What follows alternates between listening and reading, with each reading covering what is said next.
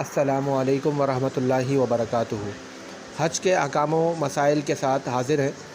حج کا لفظی معنی ارادہ کرنا یا قصد کرنا ہے، اور شریعت کی اصطلاح میں مخصوص ایام میں عبادت کی نیت سے حالت احرام میں وقوف عرفہ اور طواف زیارت اور دیگر مناسک حج ادا کرنا حج کہلاتا ہے۔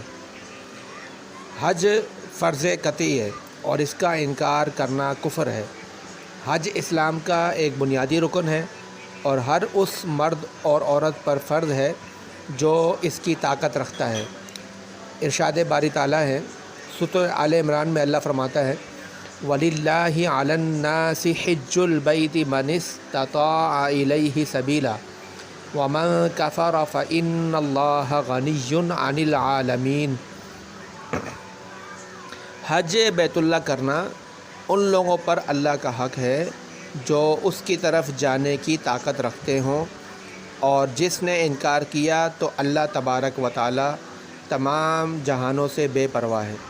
اس آیہ مبارکہ سے ثابت ہوا کہ حج فرض ہے اور اس کا انکار کفر ہے، اور جب حج کرنے کی قدرت موجود ہو تو اسے فوراً کر لینا چاہیے، کیونکہ رسول اکرم صلی اللہ علیہ وسلم کا فرمان ہے، مسند احمد میں اور سنن ابن ماجہ میں منقول ہے کہ جس پر حج فرض ہو اور وہ جلدی حج کر لے، کیونکہ ہو سکتا ہے وہ بعد میں بیمار پڑ جائے یا اس کی کوئی چیز گم ہو جائے یا کوئی ضرورت پیش آ جائے، یعنی اسے ڈیلے نہیں کرنا چاہیے۔ اسی طرح جس پر حج فرض ہو اور وہ حج نہ کرے تو ایسے کے لیے شریعت میں سخت وعید آئی ہے۔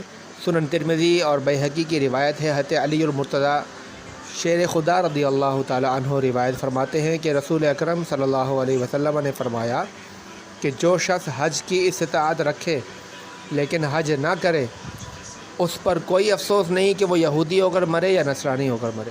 کتنی بڑی بات! اللہ تعالیٰ سب کو توفیق عطا فرمائے۔